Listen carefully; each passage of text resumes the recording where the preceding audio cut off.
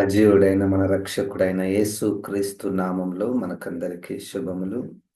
కేవలము దేవుని కృప ద్వారా, కనికరము ద్వారా, దయ ద్వారా ఇప్పటి వరకు మనము జీవించి ఉన్నాము. దేవునికి స్తోత్రం. దేవుని యొక్క మాటలు వినే గొప్ప అవకాశమును దేవుడు మనకు దయచేశాడు. నిత్య జీవపు మాటలు మాట్లాడే యేసు క్రీస్తు 6వ అధ్యాయంలో యోహాను సువార్తలో అనేక వేల మంది యేసుక్రీస్తు బోధలకు వారు తట్టుకోలేకపోతారు. అంతకుముందు 5,000 మందికి ఆయన ఆహారం పంచి పెట్టినటువంటి సందర్భాన్ని మనం చూస్తాము. తర్వాత ఆయన బోధిస్తాడు. అనేకులు ఆయనను వెంబడిస్తున్నారు. అయితే ఎప్పుడైతే నేనే జీవాహారమును, మీరు నా రక్తమును తాగి నా శరీరాన్ని తినవలెను అన్నటువంటి ఆత్మీయ విషయాలను ఎప్పుడైతే ఆయన బోధిస్తాడో వారందరూ కూడా వెనుదిరిగినట్టు మనము చూస్తాము. ఒక మాట మనము అంటే వాక్యానికి సిద్ధపాటుగా మనము చదువుదాము. యోహాను సువార్త 6వ అధ్యాయము 60వ వచనము. ఆయన శిష్యులలో అనేకులు ఈ మాట విని, ఇది కఠినమైన మాట, ఇది ఎవడు వినగలడని చెప్పుకొనిది. యేసు తన శిష్యులు దీనిని గూర్చి సణుగుకొనుచున్నారని తనకు తానే ఎరిగి వారితో ఇట్లనెను, దీని వలన మీరు అభ్యంతరపడుచున్నారా? అలాగైతే మనుష్య కుమారుడు మునుపున్న చోటునకు ఎక్కుట మీరు చూచిన ఎడల ఏమందరు? ఆత్మయే జీవింపచేయుచున్నది, శరీరము కేవలము నిష్ప్రయోజనం. నేను మీతో చెప్పి ఉన్న మాటలు ఆత్మయు జీవమునై ఉన్నవి. గాని మీలో విశ్వసించని వారు కొందరున్నారని వారితో చెప్పాను. విశ్వసించని వారెవరో, తన్ను అప్పగింపబో వాడెవడో మొదటి నుండి యేసునకు తెలియను.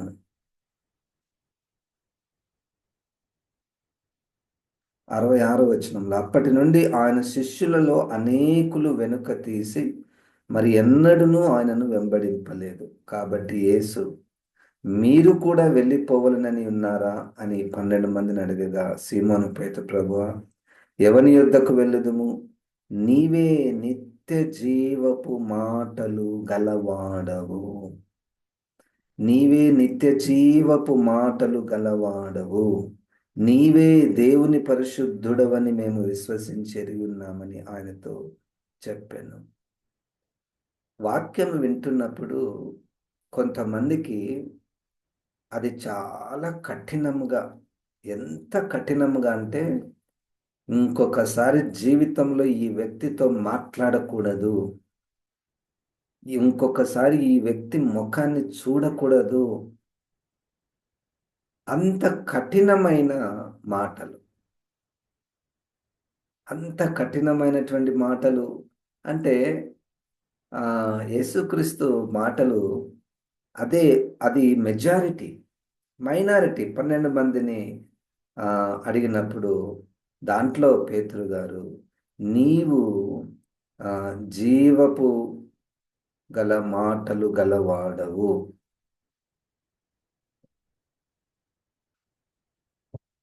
నిత్య జీవపు మాటలు గలవాడవు, నీవే నిత్య జీవపు మాటలు గలవాడవు. దేవునికి స్తోత్రం. మనం వింటున్నటువంటి వాక్యాలు నిత్య జీవపు మాటలు గలవి. ఈ మాటల యొక్క లోతు ఎంతుంటదంటే, ఇక్కడ ఉంటే ఇటన్న ఉండాలి, లేకపోతే అటన్న ఉండాలి. అటువంటి మాటలు. ఇదేదో మనకు బోరు కొట్టినప్పుడు మంచిగా నెమ్మది కొరకు ఆహ్లాదంగా మనము కొంతమంది మంచి వక్తలు లేకపోతే ఆ కవులు మాట్లాడుతున్నప్పుడు మనం వినడానికి కొంతమందికి ఇష్టం ఉంటుంది. మంచి మంచి మాటలు, గొప్ప మాటలు, కా సాహిత్యంతో కూడుకున్నటువంటి మాటలు ఆ వినడానికి మనం ఇష్టపడుతుంటాం. అప్పటి వరకు వింటాం, తర్వాత వదిలిపెట్టేస్తాం. కానీ నిత్య జీవపు మాటలు ఎట్లా ఉంటాయి? ఉంటే అటన్న ఉండాలి, లేకపోతే ఇటన్న ఉండాలి. దాని యొక్క లోతు, గురి అటువంటిది. ఇది హెబ్రీ 4:12-13 ప్రకారము రెండంచులు గల వాడి గల ఖడ్గము. ఎంత లోపలికి వెళ్తుంది అంటే ఆ ఎముకలలో ఉన్నటువంటి మూలుగను కూడా బయటికి తీసుకుని వస్తుంది. అంటే అర్థం ఏంటంటే అంతరంగంలో ఉన్నటువంటి ఆలోచనలను కూడా బయటికి తీసుకుని వస్తుంది. అంతరంగంలో ఉన్నటువంటి ఆలోచనలు బయటకు వచ్చేస్తే అది ఎంత మనకు చాలా కష్టం. మన మానవుడు ఎప్పుడు కూడా బయటి ఎక్స్ప్రెషన్స్లోనే జీవిస్తూ ఉంటాడు. బయటి సమాజాన్ని దృష్టిలో పెట్టుకొని జీవిస్తూ ఉంటాడు. కానీ దేవుని యొక్క వాక్యము నిత్య జీవపు మాటలు గల యేసుక్రీస్తు యొక్క మాటలు మనము వింటున్నాము. పరిశుద్ధాత్మ దేవుడు మనల్ని సర్వసత్యములోనికి నడిపించునుగాక. యోబు గ్రంథము ఇప్పుడు వరకు మనము పాత నిబంధనలో 2 sections of the old testament, 5 sections ఉన్నాయి. అంటే different types of categories of books in the old testament. దాంట్లో మొదటి రకము పంచగ్రంథాలు. అది ఆదికాండం, నిర్గమ, లేవి, సంఖ్యాకాండము, ద్వితీయోపదేశి కాండము. తర్వాత పాత నిబంధనలో 2వ సెక్షన్ ఏమంటారంటే చరిత్ర గ్రంథాలు అంటారు. అది మనకు యెహోషువ గ్రంథము నుండి ఎస్తేరు గ్రంథము వరకు ఇవి చరిత్ర గ్రంథాలు. అంటే ఇశ్రాయేలీల యొక్క చరిత్ర మరియు ఇతర ఇతర ప్రజల యొక్క చరిత్రను మనము అక్కడ వరకు చూస్తాం. ఇప్పటి నుండి 3వ సెక్షన్లో మరొక 5 పుస్తకాలు చేర్చబడ్డాయి. అవి యోబు గ్రంథము, కీర్తనలు, సామెతలు, ప్రసంగి, పరమగీతములు. వీటిని ఏమంటారు అంటే కావ్య గ్రంథాలు అంటారు. కావ్య గ్రంథాలు. వీటిలో ఎక్కువగా వాక్యము గుర్తులలో దాచబడి ఉన్నది. దేవుని యొక్క మాటలు ఉపమానములో ఉపమానము అనే పద్ధతిలో వాక్యము మనకు కనబడుతుంది. అలంకారాలు అన్నటువంటి పద్ధతిలో దేవుని యొక్క వాక్యము మనకు కనబడుతుంది. ఇంకొక మాటలో చెప్పాలంటే వాక్యాన్ని నేరుగా ఉన్నది ఉన్నట్టు అక్షరార్థముగా మనము తీసుకోవడానికి, అంటే ఇది కావ్య గ్రంథము కాబట్టి అక్షరార్థంగా తీసుకునే విషయంలో జాగ్రత్తలు పాటించాలి. ఇది అక్షరార్థంగా ఉందా, సాహిత్య రూపంలో ఉందా? సాహిత్యం అంటే కంప్లీట్గా అన్ని ఉపమానములు, అన్ని సైన్స్లో, సింబల్స్లో ఉండదు.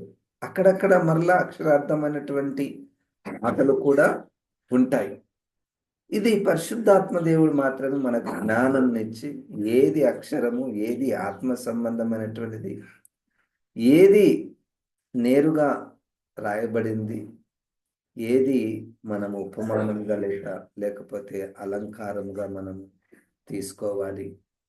ఇది పరిశుద్ధాత్మ దేవుడే మనల్ని సర్వసత్యములోనికి నడిపించాలి. ఇప్పుడు రండి, యోబు గ్రంథము 1వ అధ్యాయం. యోబు గ్రంథము మనము గమనిస్తే చాలా, అంటే దీనికి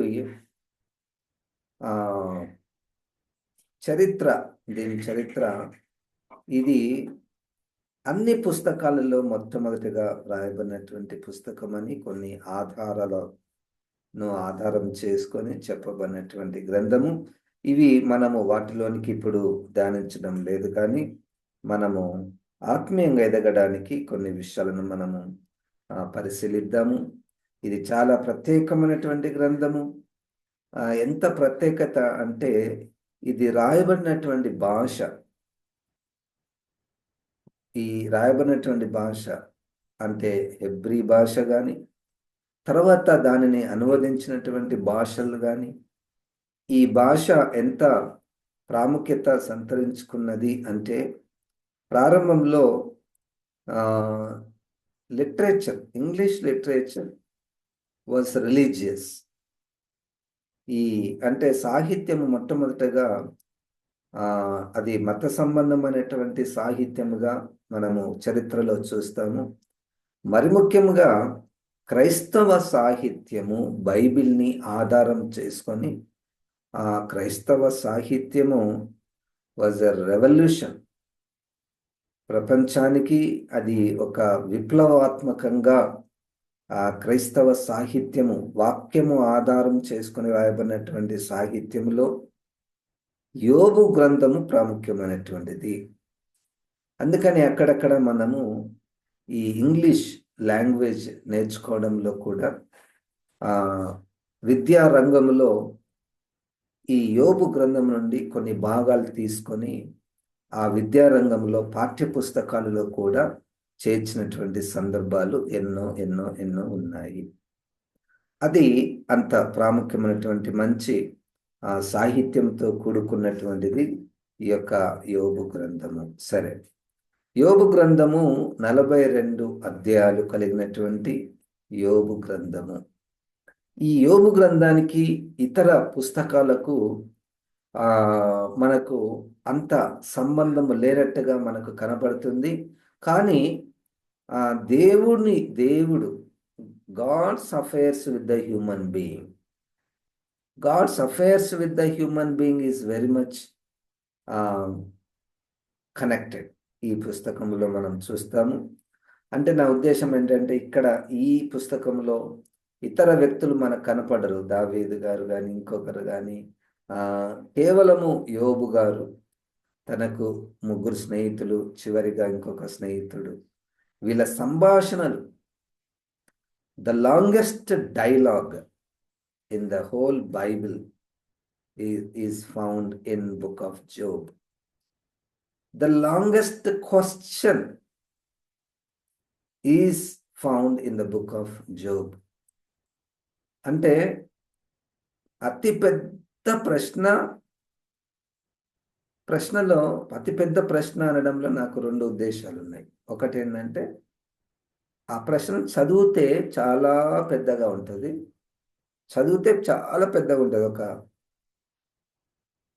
ఒక 20 పేజీలు ఒకటే ప్రశ్న ఉందనుకో, అది చాలా పెద్ద ప్రశ్న అనొచ్చు.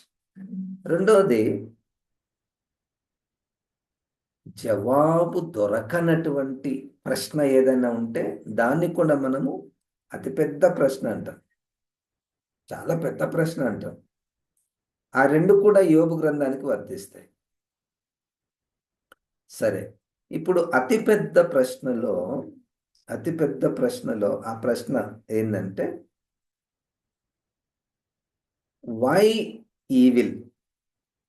అసలు ఎందుకు ఈ శ్రమ, లేకపోతే ఈ బాధ, ఈ మరణము, ఈ చీకటి, ఇది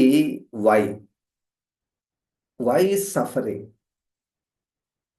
అండ్ అదొక ప్రశ్న. దాంతో కలిపి ఉన్నటువంటి ఇంకొక ప్రశ్న, వై ఇన్నోసెంట్ సఫరింగ్? అంటే ఏ తప్పు చేయనటువంటి వారికి శ్రమలు ఎందుకు? అసలు భూమి మీద దేవుడు ఉన్నాడు అంటే అసలు శ్రమ ఎందుకు పెట్టాలి? అసలు శ్రమ ఎందుకు? పెద్ద ప్రశ్న.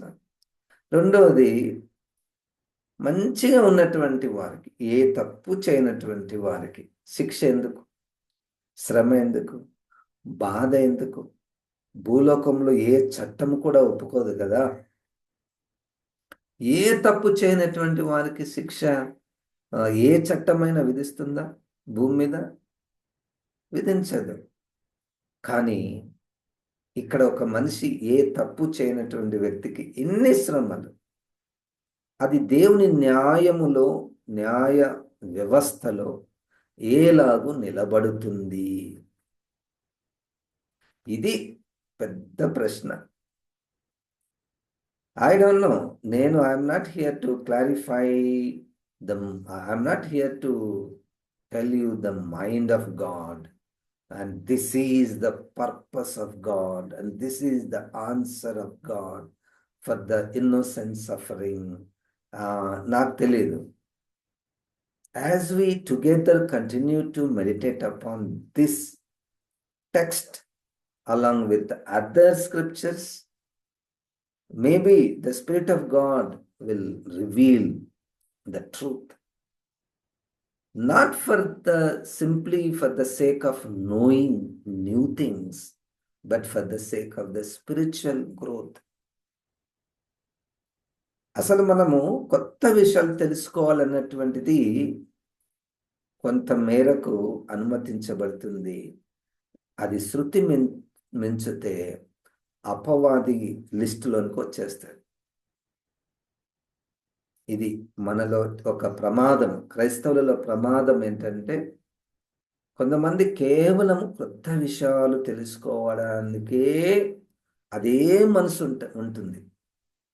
అందుకని ఎవరైనా వాక్యం చెప్పి మనకు తెలిసిందనుకో ఆల్రెడీ, ఇంకా దాన్ని మనం పట్టించుకోము, ఏదైనా కొత్త విషయాలు. అందుకనే మనం మీడియాలో కొన్ని వాక్యం చెప్తున్నప్పుడు ఆ వాక్యం టైటిల్స్ పెడతారు చూడండి. ఆ టైటిల్స్ని బట్టి కొంతమంది అది చూడడానికి ఇష్టపడుతుంటారు. సో నా పర్పస్, ఉద్దేశం ఏంటి? వాక్యం యొక్క ఉద్దేశము, ఎందుకు ఈ వాక్యాలు మనకు రాయబడి ఉన్నాయి? యోహాను సువార్తలో 20వ అధ్యాయంలో చివరి వచనం, 31వ వచనము. యేసు దేవుని కుమారుడైన క్రీస్తు అని మీరు నమ్మునట్లును, నమ్మి ఆయన నామమందు జీవము పొందునట్లును ఇవి వ్రాయబడెను. క్రీస్తు దేవుని కుమారుడని నమ్మునట్లును, నమ్మి ఆయన నామమునందు మనం జీవము పొందునట్లు. హల్లెలూయా. అది for all scriptures,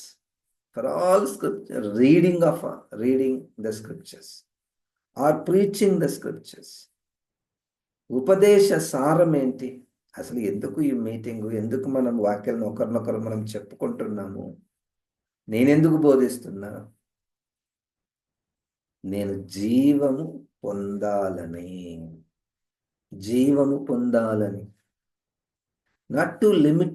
not limited to acquiring head knowledge, but this cannot be described in any human language, that we may find life, eternal life, experience of the eternal life.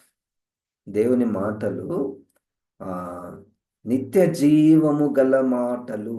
I don't know, అది పరిశుద్ధాత్మ దేవుడు ఒక్కొక్కరికి ఆ మాటలో ఉన్నటువంటి జీవాన్ని మనకు దయచేస్తాడు. యోబు గ్రంథము, ఐ డోంట్ నో, 1వ అధ్యాయము, we are still in the introduction. ఇది యోబు గ్రంథము, ఇది ఒక ఉపోద్ఘాతముగా మనకు కనబడుతున్నది. యోబు గ్రంథంలో ఉన్నటువంటి 42 అధ్యాయాలకు ఇది ఉపోద్ఘాతం. ఉపోద్ఘాతము అంటే introduction. How you define introduction? ఉపోద్ఘాతం అంటే ఏమిటి? మనకందరూ తెలిసిందంటే స్టార్టింగ్ పేజీలో ఏముంటే అదే కదా సార్ ఉపోద్ఘాతం అనుకుంటాం మనం. నో. ఉపోద్ఘాతం రాయడానికి కొన్ని పారామీటర్స్ ఉంటాయి. పారామీటర్స్ అంటే కొన్ని ఏమంటారు, దానికి కొన్ని నియమ నిబంధనలు ఉంటాయి. ఉపోద్ఘాతంలో ఏమి ఉండాలి? అంటే దేనికి ఉపోద్ఘాతము? ఒక అంశాన్ని చర్చించడానికి లేదా రాయడానికి, ఒక పుస్తకానికి ఉపోద్ఘాతము అంటే మొట్టమొదటగా ఆ ఉపోద్ఘాతములో ఆ ఉపోద్ఘాతంలో మిగిలినటువంటి పుస్తకంలో ఆ పుస్తకపు పేజీలలో ఉన్నటువంటి విషయాల యొక్క పరిచయము, వివరణ కాదు, పరిచయం చేయట. ఉదాహరణకు మనం ఎక్కడైనా కలుసుకున్నాం అనుకోండి, పలానా వ్యక్తి ప్రవీణ్ కుమార్ గారు పాస్టర్ గారు ఇక్కడ హైదరాబాద్లో ఉంటారు, ఇది పరిచయం. కానీ తన గురించినటువంటి వివరణ లేదు అక్కడ. తన గురించినటువంటి వివరణ కావాలంటే ఇంకా కొంచెం నువ్వు సమయం వెచ్చించాలి, ఇంకా కొంచెం సేపు నాతో మాట్లాడాలి, అప్పుడు నా గురించి లేకపోతే నీ గురించి తెలుస్తుంది. కానీ ఇక్కడ కూడా పరిచయము చేయబడ్డారు. ఉపోద్ఘాతంలో యోబు గారు ఎవరు, పరిచయం అంతే. ఆ యోబు గురించి తెలుసుకోవాలంటే మిగిలినటువంటి అధ్యాయాలు మనకు చదవాల్సిందే. అట్లే దేవుడు ఎవరు, పరిచయం అంతే. అపవాది ఎవరు, పరిచయం అంతే. పరిచయము తరువాత ఈ ఉపోద్ఘాతంలో ఈ మిగిలినటువంటి 41 అధ్యాయాలలో ఉన్నటువంటి విషయాలన్నిటి యొక్క సారాంశము అంటే ఇది ఎక్కడికి చేరుకుంటుంది, దీని డెస్టినీ ఎక్కడికి చేరుకుంటుంది ఇది అనేది కూడా ఉపోద్ఘాతంలో ఉంటుంది. మరియు ఉపోద్ఘాతంలో ఒక ఉత్సుకత అంటారు, అంటే ఒక సస్పెన్షన్లో పెడతారనమాట. ఒక విషయాన్ని తీసి దాన్ని సస్పెన్షన్లో పెడతారు, ఎందుకంటే రీడర్ దాన్ని కనుక్కోవడానికి ఆ ప్రశ్నను లేకపోతే ఆ విషయాన్ని గ్రంథకర్త ఏదైతే చెప్తాడో దాన్ని కనుక్కోవడానికి ఆశను చూపిస్తాడు. ఉపోద్ఘాతం చదివినప్పుడు మిగిలినటువంటి పేజీలు చదవడానికి ఇక్కడ కొన్ని ప్రశ్నలను లేవనెత్తి ఇక దీనన్నిటికీ అంటే మిగిలిన అధ్యాయాలను మీరు విషయాలలో it's like an answer. The rest of the pages is answer to the questions that are raised in the introduction. కనుక ఈ యోబు గ్రంథానికి ఇంతగా నేను మాట్లాడుతున్నానంటే ఇంతగా నేను కూడా ఉపోద్ఘాతాన్ని ఇస్తున్నాను. యోబు గ్రంథానికి నేను కూడా ఉపోద్ఘాతాన్ని ఇస్తున్నాను. ఇంకా యోబు గ్రంథంలో మొదటి అధ్యాయంలో ఉన్నటువంటి విషయాల యొక్క ఆత్మీయ పాఠాలను మనం ఇంకా చేరుకోలేదు. ఇంతగా మాట్లాడడానికి కారణం ఏంటంటే దీనిని అక్షరార్థముగా తీసుకొనకూడదు. నంబర్ 1, అక్షరార్థంగా తీసుకొనకూడదు. నంబర్ 1. నంబర్ 2, ఇంతకుముందు చెప్పినట్టు ప్రతి ఉపదేశం యొక్క సారము క్రీస్తులో ఉన్నది. యోబు అనేటువంటి వ్యక్తి చాలా అద్భుతమైనటువంటి క్యారెక్టర్ అయినప్పటికీ మనము యేసుక్రీస్తు దగ్గరనే మనము ముగించాలి. నంబర్ 4, జీవము కలిగినటువంటి మాటలు ఉన్నాయి. Not simply knowing about the literature. యోబు లిటరేచర్ ఎంత బాగుంది, ఎంత మంచి సాహిత్యాన్ని రాశారు, ఎంత మంచి మంచి మాటలు రాశారు, ఎంత మంచి స్పష్టంగా ఒక క్రమముగా చెప్పారు. అసలు యోబు ఎంత మంచి భక్తుడు. Not simply to focus more on the structures or the language or literary terminology, more than that. అదే మనము ఇతరులకు మన బైబిల్ ఇచ్చినాం అనుకోండి, వాళ్ళు చదివి వాళ్ళ మనసు చాలా ఆనందపడుతుంది. దేని కొరకు? ఈ సాహిత్యాన్ని బట్టి వాళ్ళు ఆనందిస్తారు. లేకపోతే ఒక మంచి అద్భుతమైనటువంటి వ్యక్తి చరిత్రలో ఉన్నాడు అని వాళ్ళు they like to read it. కానీ మనం ఉద్దేశం అక్కడి వరకే ఆగిపోదు. మనకి ఇవన్నీ ఛాలెంజెస్. పరిశుద్ధాత్మ దేవుడు మన మనకు తెలియకుండానే వాటిలో ఉన్నటువంటి గూఢార్థాలను మనము జీవము పొందునట్లు, దేవునికి స్తోత్రం, అది point. Whether you understand it or not, whether it's a true or not, మనం మెడిటేట్ చేసేది అది సాహిత్యంలో ఉంది కాబట్టి అసలు దాని అర్థం అదేనా కాదా అన్నటువంటి కూడా మనకు తెలియదు ఒక్కొక్కసారి. గ్రంథకర్త కొన్ని వేల సంవత్సరాల క్రితము రాశాడు. అదే గ్రంథకర్త మనం ఇప్పుడు నివసిస్తున్న సమయంలో జీవిస్తున్నాడు అనుకోండి, పోయి అడగచ్చు, సార్ ఇది మీరు రాశారు, దీని అర్థం మాకు అర్థం కావడం లేదు, మీరు మీరు ఏ ఉద్దేశంతో రాశారని మనం అడగచ్చు. కానీ గ్రంథకర్త లేడు. అందుకనే అదొక పెద్ద సవాల్ మనకు. అందుకని మనం దేవుని మీద ఆధారపడతాం, పరిశుద్ధాత్మ దేవుని మీద ఆధారపడతాం. సర్వసత్యములోనికి నడిపించబడుటయే. ఇంకొక పెద్ద సవాల్ ఏంటంటే, ఇది కొంచెం వినడానికి కొంచెం కఠినంగా ఉంటుంది. వాక్యములో ఉన్నటువంటి ప్రతి వచనం వెనుకున్నటువంటి ఒక సత్యము నేను తెలుసుకోవాలి, ఇదే సత్యము అని తెలుసుకోవాలి. అసలు దాని గూఢార్థం ఏంటి అని దాని యొక్క చరిత్ర చదవడము, దాని యొక్క భాషను పరిశీలించడము, దాని యొక్క క్రమాన్ని పరిశీలించడము, దాని మీద వ్యాఖ్యానించినటువంటి వారిని అందరినీ స్టడీ చేయడము, రకరకాల అన్ని స్టడీ చేసి, అంటే దీన్ని ఏమంటారంటే ఎక్సిజీసిస్ అంటారు. ఎక్సిజీసిస్ అంటే ఒక సైంటిఫిక్ స్టడీ చేయడము కొంతవరకు అది ఉపయోగకరంగా ఉంటుందేమో, కానీ జీవపు గల మాటలు మనలోనికి రావాలని, జీవపు గల మాటల యందు మనము విశ్వాసం ఉంచాలన్నటువంటిదే తాత్పర్యం. చదువుట తప్పు కాదు. ఎంతోమంది వాళ్ళు చదవడం వలన, వారు ధ్యానించడం వలన, పరిశీలించడం వలన, క్రమంగా రాయడం వలన మనము క్రైస్తవ లోకము ఈ యొక్క సాహిత్యాన్ని, క్రైస్తవ సాహిత్యాన్ని మనము తీసుకోగలుగుతున్నాము. వారిని అందరిని బట్టి దేవునికి వందనాలు. కానీ provided they themselves must have received the life, the eternal life that comes from the word of God. దేవునికి స్తోత్రం.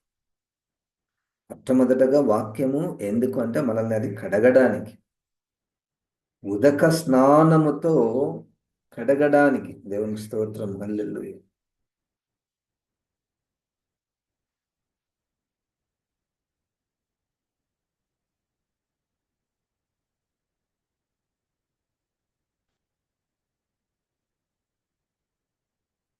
కనుక ఈ యోబు గ్రంథాన్ని మనము, ఆ 1వ అధ్యాయాన్ని మనము తిరిగి ఇంకొక దినమున మనం ధ్యానించబోతున్నాము. మీరు కూడా ప్రార్థన చేయండి. వాక్యమును ప్రార్థన పూర్వకంగా పరిశుద్ధాత్మ దేవుని మీద ఆధారపడుతూ ఈ వాక్యాన్ని క్రమంగా మనం చేద్దాము. బైబిల్ని దేవుడు మన చేతిలో పెట్టాడంటే తప్పకుండా ప్రతి ఒక్కరూ నిత్య జీవపు మాటలు వినవలనని, గ్రహించవలనని, అనుభవించాలని పరిశుద్ధాత్మ దేవుని యొక్క ఉద్దేశమైనది. దేవుడు ఈ యొక్క మాటలను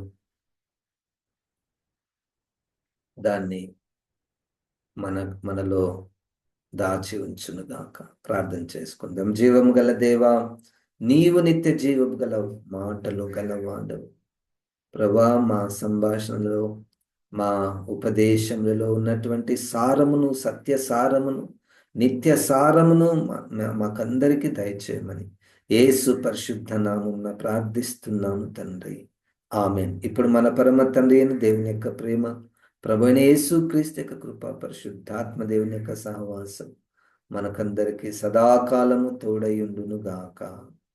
ఆమేన్. దేవుడు మనల్ని దీవించును గాక.